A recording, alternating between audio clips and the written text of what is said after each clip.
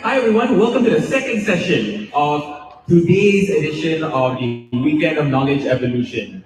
We will be continuing with the Youth Manifesto. Now, for those who are not entirely sure what that is, the Youth Manifesto is a platform for student leaders, representatives of the youth, to essentially express and share their wishes and their hopes for the future of Malaysia so that us as not in the youth may consider it and also take heed from it for the future of Malaysia. Yeah? So for everyone's information, we have a few representatives from different universities all over Malaysia, and these exceptional individuals will be sharing their hopes for their Malaysia. Now, we're going to start off immediately now, and we're going to start off from a representative from Brickfields Asia College, which Hope for Malaysia will be shared by Mr. Nazrin Hakimi. Please welcome.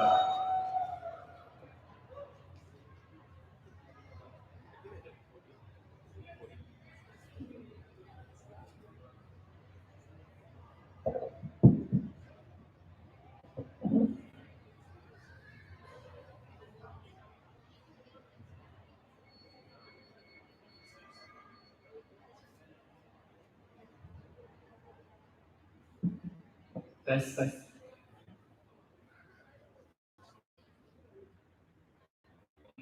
Mahathir once said, "It is brave not to surrender even 1 inch, but it takes real bravery to compromise."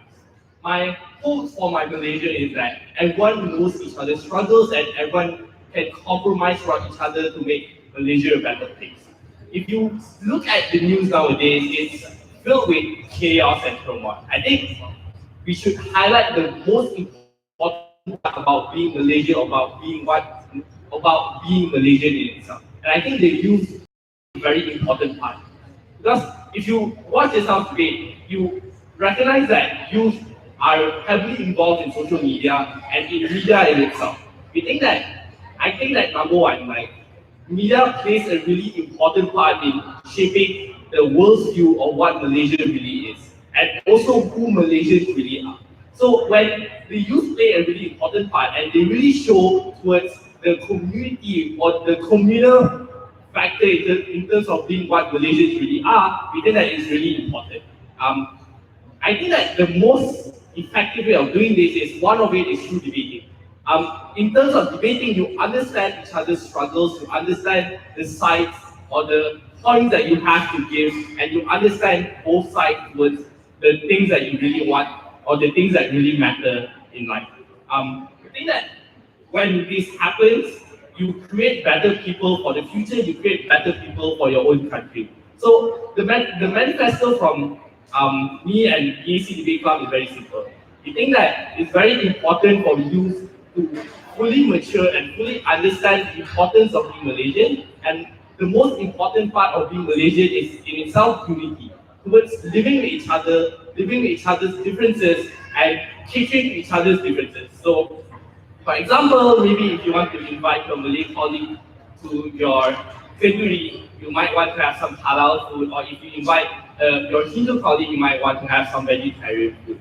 We think that all of this makes you a better Malaysian in itself. And by doing all of this, you create a better perception towards what it is to be, what it is to live in Malaysia. We also create a better Malaysia for the future, but also currently, right? Because when this happens, a lot of times you get rid of a lot of the problems that you see through media nowadays, which is like racial disunity or just general disunity among Malaysians, be it through like social or like wealth classes. We think that once you really understand each other's problems, or when you really compromise towards reaching towards a better Malaysia, that's when you create better community. That's when you create a better living circumstances for a lot of people.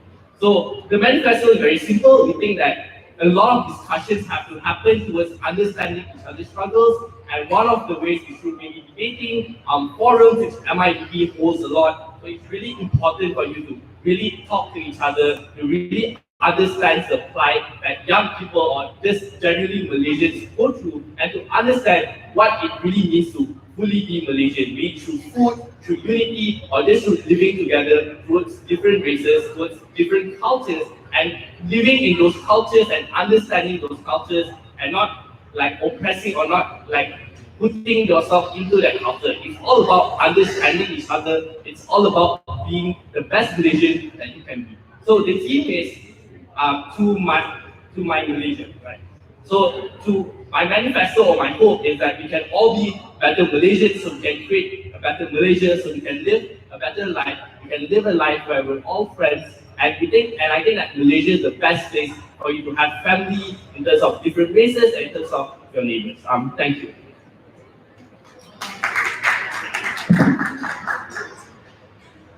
Thank you very much, Nazrin, for that heartwarming speech. We will take that into consideration moving forward with Malaysia. The next representative is a representative from University Technology Mara, and his manifesto from the youth will be represented by Mr. Amirul Ashraf.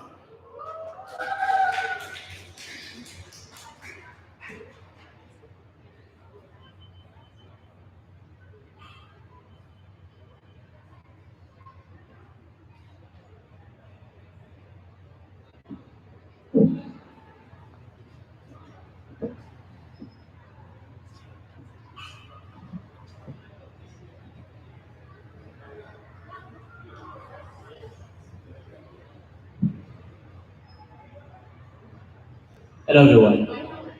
Like Isa has told you, my name is Amira Ashraf and I currently serve as the president of the UT Mara Debating Society. We're the main debating society that represents UITM in most, if not all, the debating tournaments that you see happen all around the world. Before I start, I want to thank MIDP for giving me the chance to speak in front of what is an amazing crowd. A crowd that is full of bright and young faces, faces that will be the hopes to my Malaysia.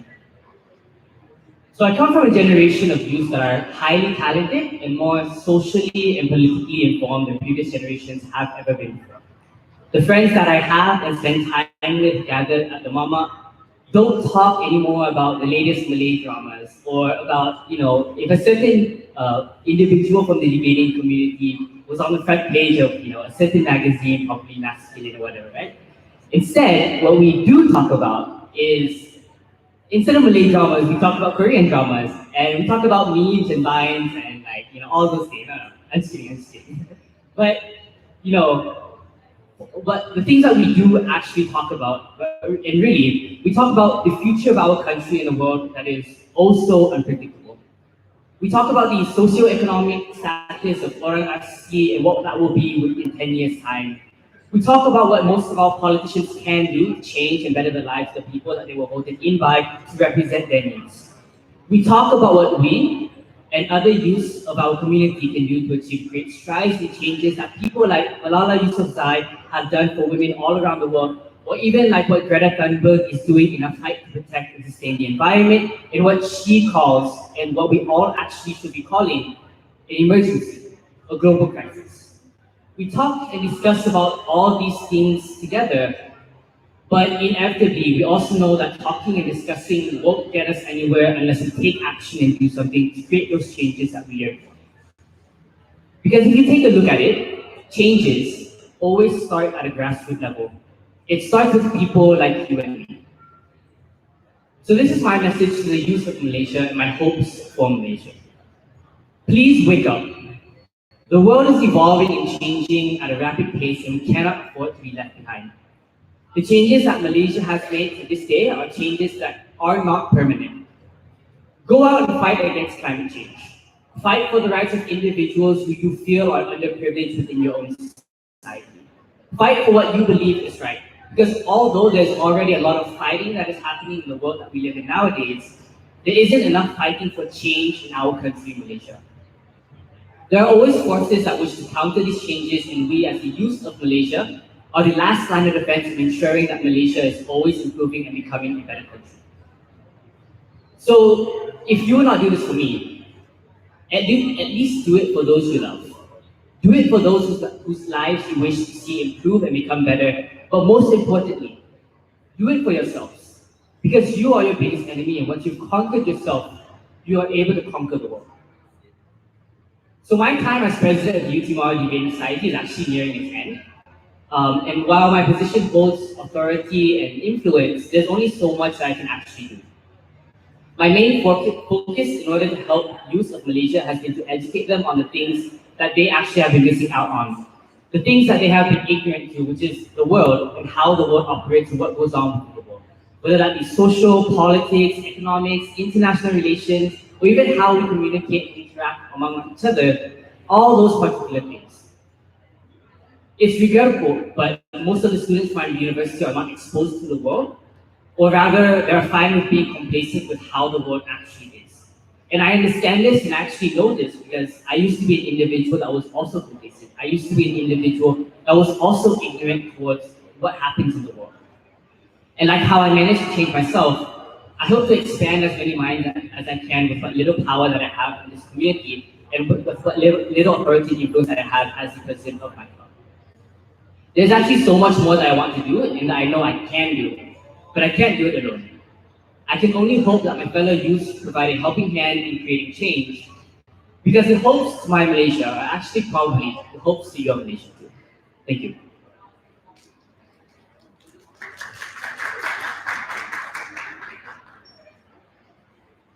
Thank you very much, Amirul Ashraf, for that inspiring words. The next Manifesto of the Youth will be presented by Sunway University, and their manifesto will be presented by Mr. Ahmad Raihan Rasmantio. Please welcome him.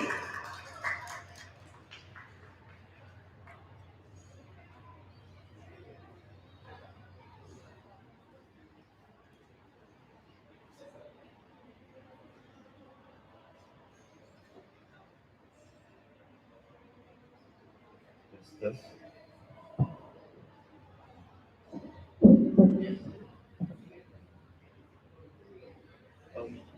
Hello. So hi everyone. My name is Ahmad Raihan. I'm the Sunway representative for today's Youth Manifesto and also the vice president for the Sunway Debate Club. So you may have heard of Sunway through the multiple billboards we have when you cross through LDP Highway, or the one time we were trending on Twitter, hashtag most happening campus. But having studied there personally, it's become very apparent to me that the amount of hours, blood, sweat, and tears that students pour into upholding the standards that Sunway or any institution sets has become very apparent. Sadly, that's more often than not where it stops. The fact that a lot of us trade off other things like club activities or extracurricular activities just to uphold a certain achievement that we want to in our exams. What's more unfortunate is that this pattern had started even earlier, seeing how high school students are experiencing the fact that we had to slog through hours and hours of practical books and tuition just to achieve an A for our SPM.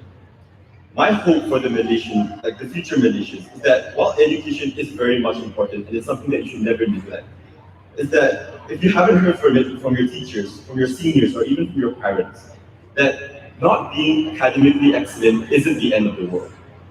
It's building the soft skills and building the character that shapes you as an individual to be able to have a solid stance on worldly matters. The fact that you're able to stand up and say that you are a proud feminist. The fact that you are able to stand up and say that lives are equal and lives are important are what inevitably make you a great human being. Sign up for the debate club, sign up for workshops and talks, and don't be afraid, because everybody in there is probably in there for the same reasons as you are. Whether it be something small from improving your critical thinking or articulating your thoughts better, it's fine. Because those small characteristics are the fundamentals of what will eventually make you a great person. Sunway Debate Club, for example, is constantly striving to make sure that we create an environment that is not only fun, but extremely wholesome to a lot of our members. Because debating, while it's mostly important by talking about worldly matters, it's also something that should be taken into consideration, that it's something that should be fun and something that you should be passionate about. As long as I'm a part of this club, as long as I'm the vice president, I'll constantly do everything in my power to help the future generation achieve what we wanted to achieve. Because every time I look back, I remember that I was once that kid that has a lot of troubles articulating my thoughts or just being able to talk to people. So my hope, my vision for Malaysia is that I hope we, the new generation, just don't fall into the habit of just going with it or just shrugging it off that you don't matter, that your voices aren't important. Because guess what? We do matter. You do matter. Your voices are what contribute to make Malaysia as what Malaysia is, and eventually what makes Malaysia great. Thank you.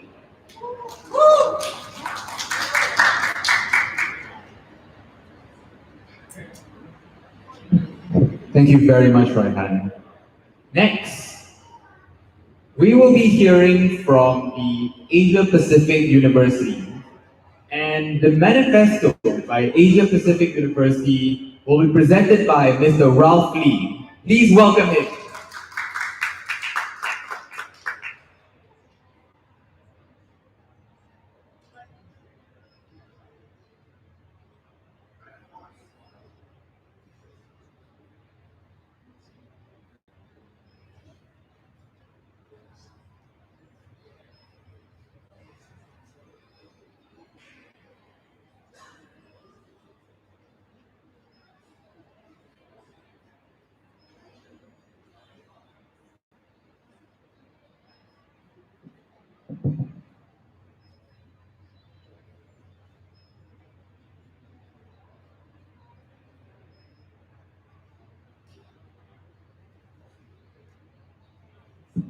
Hello.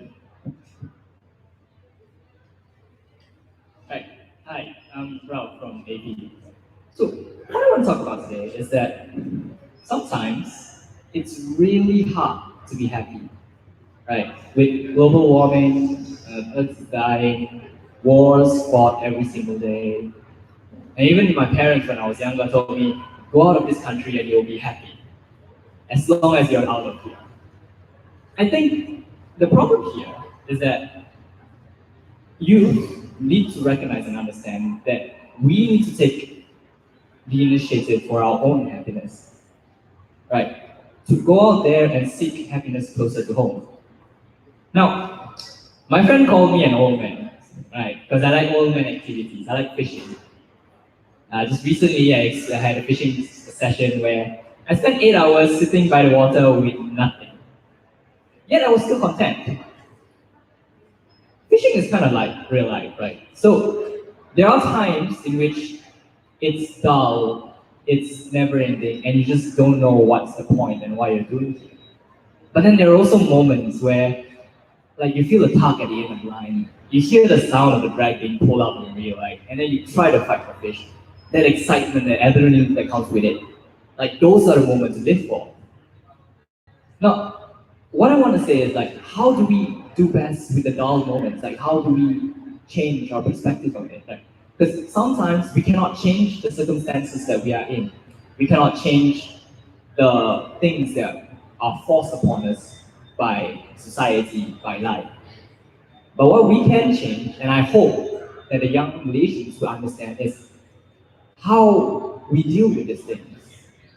What are our methods and change our thinking towards such things? For example, right, the secret I learned from fishing is that it is not just about the end goal of landing a fish. It's about the whole process of the wait, of just being there, enjoying yourself, that makes it worthwhile. Because when you change your mentality, when you think that you enjoy the wait, it is something worth doing. It is no longer dull. It is no longer unexciting. You are taking the initiative to seek your own happiness. And that's what the message I want to give out today. It's just that as youth nowadays, especially with people like being more sad and a lot of things are going on in a world that's quite depressing, you need to take control of your own happiness. You need to be responsible for your own happiness. And even if you can't change your circumstances, you can change how you see things and you can change the way that you make you happy. And that's my hope for Malaysia, for the youth to be happy with that. Okay.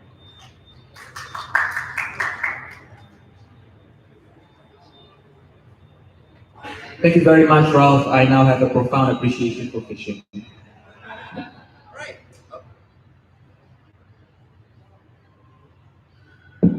All right, continuing on with the Youth Manifesto, we would like to hear from University Kebangsaan Malaysia. And their manifesto will be presented by Mr. Yashbin Kumar. Please welcome.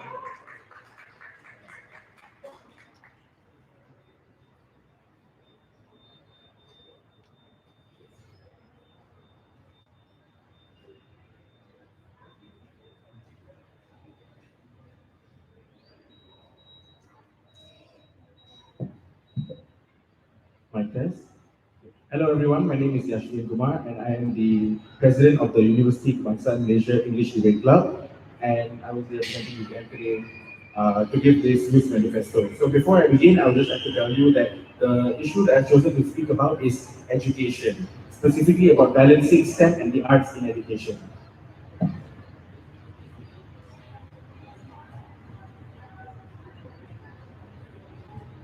To begin, let me give you a quote from the late Robin Williams. We don't read and write poetry because it's cute. We read and write poetry because we are members of the human race. And the human race is filled with passion. And medicine, law, business, engineering, these are noble pursuits and necessary to sustain life. But poetry, beauty, romance, love, these are what we stay alive for. My hope for my Malaysia, especially for the youth, is to change our narrative on education and the mentality to view education as a whole of something to achieve instead of by parts of I need to specialize in this and I need to specialize in that, but to enhance holistically our education as a whole so that we can freely emphasize what our learning experience is as a person, as different people. And this is why I've chosen to speak about balancing on STEM and the arts. The narrative of only science being fulfilling is harmful in that we don't unlock the full potential of people who don't put the sciences first. And we make the arts and other things seem as undesirable. On that, let me also tell you a Japanese concept called ikigai or raison d'etre.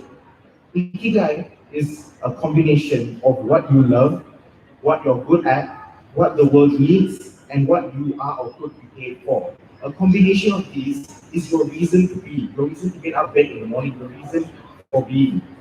So your ikigai doesn't necessarily have to be just the sciences because you can get money from it, or it doesn't necessarily have to be the arts because you are good at it. But your ikigai is something that's a combination of these, and it should be whatever you as a person want it to be. However, this doesn't mean that people only like STEM because it's financially fulfilling, because that is also untrue. I myself have found my own ikigai in my university major, which is a STEM field, which is genetics, and I love genetics. I'm good at it.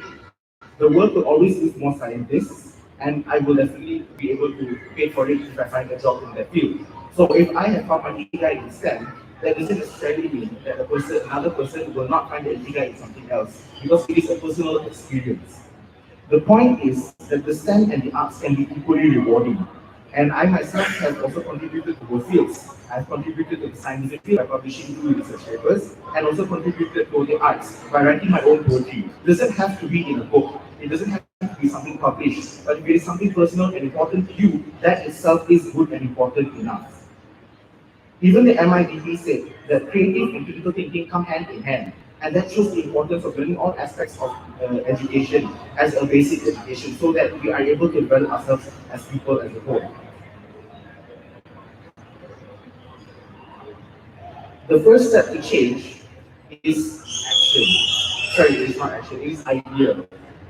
And this idea is what I hope to convey to all of you today. And that is why I am focusing on it for my speech today. And I hope that with this idea being conveyed to the people, that we may change our narrative and thoughts on the education system. Ladies and gentlemen, we only live the human experience once. Let us, as Malaysians and as humans, find our ikigai and become a more fulfilled society. Not that we just balance the STEM and the arts in our education, but that we become more fulfilled and more whole humans in what we study and what we experience in our daily lives. Let us start empowering all aspects of education and learning. Thank you.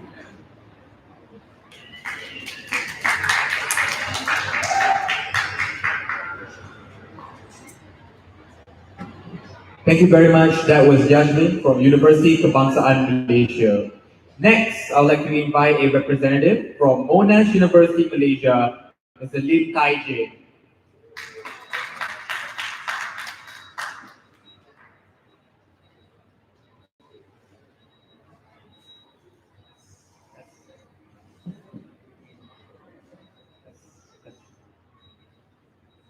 Hi guys, my name is PJ from Monash, Malaysia.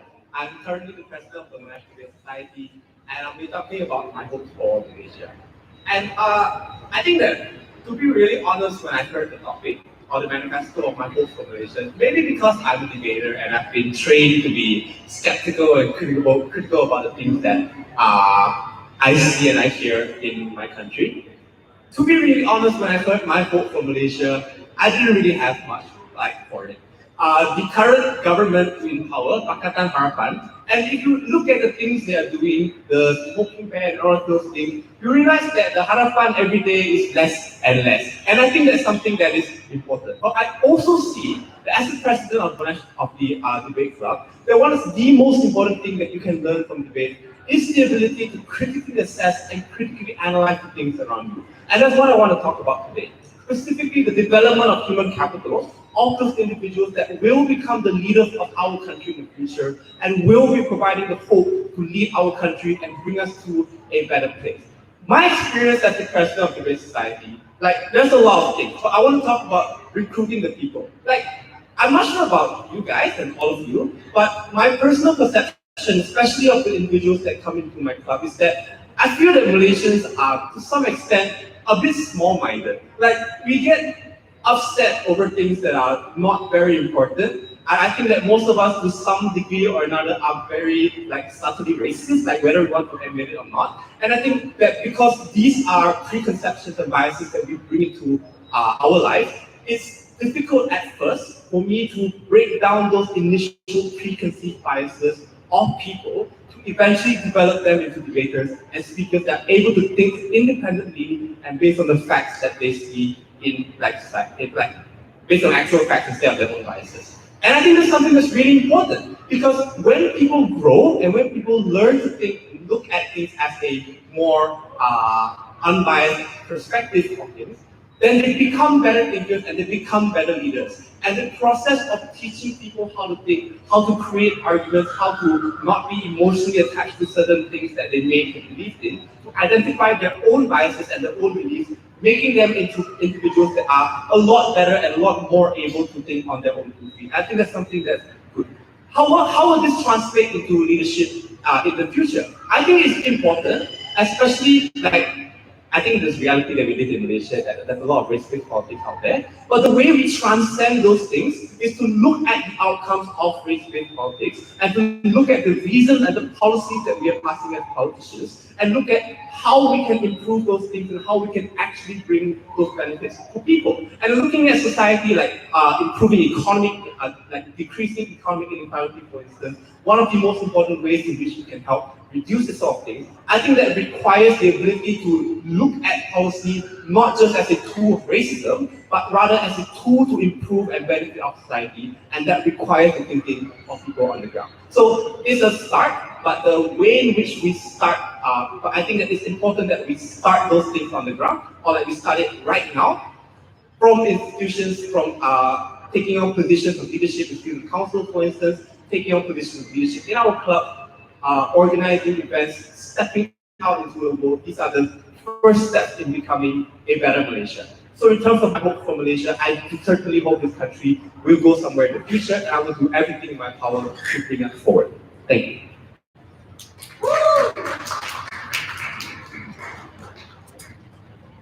That was Lin Tai Jin from Monash University, Malaysia, for his hope for Malaysia.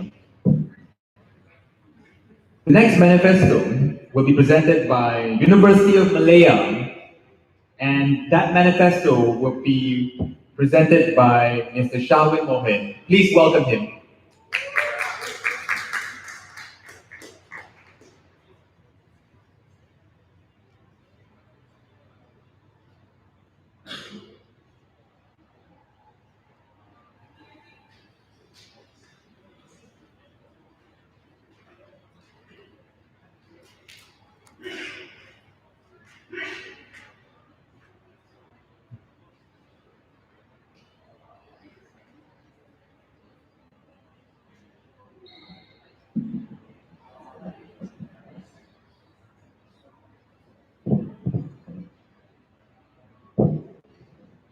Hello, yes.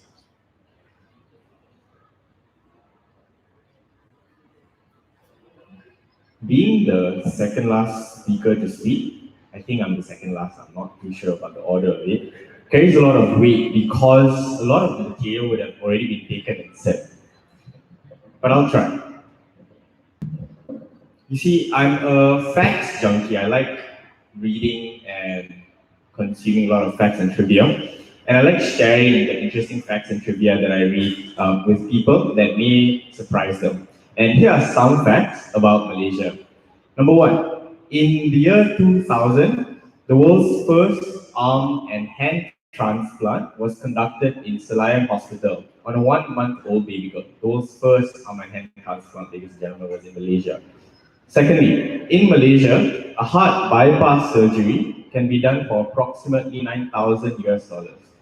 The same operation costs around 130,000 US dollars in the United States, supposedly the wealthiest country in the world.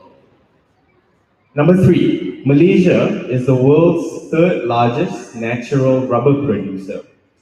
We are also famous for being the world's largest supplier of rubber gloves and condoms. Malaysia, or rather Malaysians, can't really boast about mainstream things like our GDP or our cars or our football team. But mad props to them for winning against Indonesia. Take that for all the haze they're giving us. But we can boast about niche things like our rubber goods, our badminton players, or our squash players. So therefore, my first hope for Malaysia is for us as Malaysians to recognize all the things that we're good at and invest more resources into these things to maintain our comparative advantage. This will give all Malaysians a much needed morale boost in the face of all the problems that we have to constantly deal with. My second hope is for better cooperation between the old and the young at every level of society, from households to firms and to governments. You see, it's already happening in politics and some households, for example, but to parents, employers, and political leaders, this is my message to you. Your experience is invaluable and so very important to all of us. But the world is not yours to own forever. So I plead to you, on behalf of all the youth, to give us more space to act because we want what's best for you as well. We don't want to take things away from you. Whatever that's good for us is also good for you. And this is my message to my fellow youth. Your drive and idealism are what the world needs right now. But the fight towards the greater good cannot be won overnight. Therefore, we must learn to be patient. Lastly, my third message is for the government to be more clear with its goals for advancing education, because we as the Malaysian public don't seem to know what makes a good education system. It's not about how many top 100 universities we have, it's about the quality of grassroots education, meaning primary and secondary schooling. So therefore, the real goal should be for us to aim for a higher PISA rank, for example, meaning better literacy in reading and writing, and better literacy in the maths and the sciences. So therefore, the public must be aware of this ranking system and keep policymakers accountable on this basis by including this in political discussions. Those are the three messages and hopes that I have for Better Malaysia. I would like to thank the organizers for giving me the opportunity to present my hopes for the Better Malaysia. Thank you.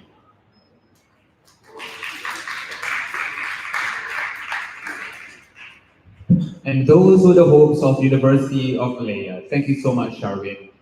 Last but not least, let's hear from a representative from the International Islamic University Malaysia. I'd like to invite someone who debated in the debate just now, by the way, Mr. Hilmi Yazid.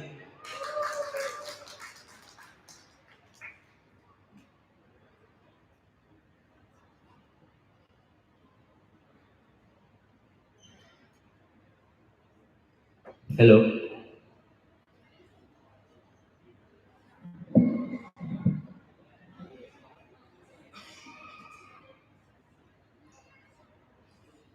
In the fight for gender equality, oftentimes we forget a critical stakeholder that needs to be changed in terms of the way in which they view the world. I'm talking about men. I'm talking about two specific things about men: how we should change the way in which we see ourselves and how we should see other people. Because notice, insofar as we are unable to create that particular change, our pursuit of creating a more inclusive world becomes harder. I'll start my speech with a backstory of how I grew up. I grew up in a very strong patriarchal family. I grew up in a very strong patriarchal society. And more importantly, most of my friends are actually very strong and patriarchal as well. So growing up in an all-boys Malay boarding school taught me a few things. That I was told to be strong mentally and physically. I was told that emotions were oftentimes a sign of weakness. I was told that maybe opening up to my parents about my problems is actually a bad thing. So first, what are my hopes of what are my hopes of men in Malaysia is that we change the way in which we see ourselves first. Because statistically speaking, men are more likely to commit suicide. Men are more likely to experience depression. But the unfortunate reality is that most of this are untreated. And the strongest reason why is because we were told that we should not seek treatment. We were told that emotions is a sign of weakness. And oftentimes that leads to a lot of things that we call frustration that translates to things like violence against people. That translates to the way in which we treat other people. So the Malaysia I hope is a Malaysia where men can open up about their emotions, can solve specifically. These are about how men see women and how men ought to treat women. Because the Malaysia I envision is a Malaysia that men don't tell women what they should wear, but rather celebrate the choices that women decide to wear. Or decide the choices of their partners when they decide that I want to pursue a career, as opposed to husbands saying, maybe you shouldn't, because maybe you should think about the household. Be that best friend that your wife wanted you to be and support her all the way through. Maybe you're the one who's going to see her in all of the events that she's going to participate, all her passion projects that she decides to do. Be the person that your daughter wants you to be. To believe that you are the person who is going to always be there to help her out and respect her. To try and help her pursue her dreams. Not to confine those individuals into boxes that you have grown up with. I've seen this in households like my own, where my parents specifically tell my sister not to pursue much of an education because a woman is supposed to be someone of a household, someone who is supposed to just stay at home and take care of the kids. But women are just more than that. And I think that is the world that I envision. And the way we should get to that point has to be awareness. And I think currently we are not taking to the fullest extent especially about making more men be aware about the most problematic things about ourselves, is that sometimes the concept of masculinity that we built around ourselves is particularly toxic. I think that is the change that I think Malaysia needs. And if we pursue that particular change, we only then do I think that you will achieve better gender equality, and only then will we be in a more just world. Thank you.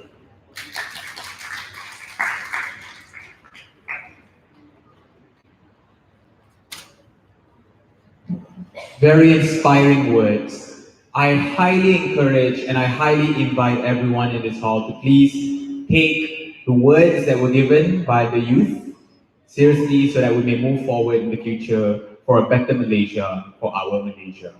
And that concludes the Youth Manifesto session for today. Please give all those who presented a round of applause for fantastic manifestos. And that concludes the morning session for today. For your information, we have three important events that will happen later. We have a debate by Malaysia's top debaters on whether we should be anonymous online.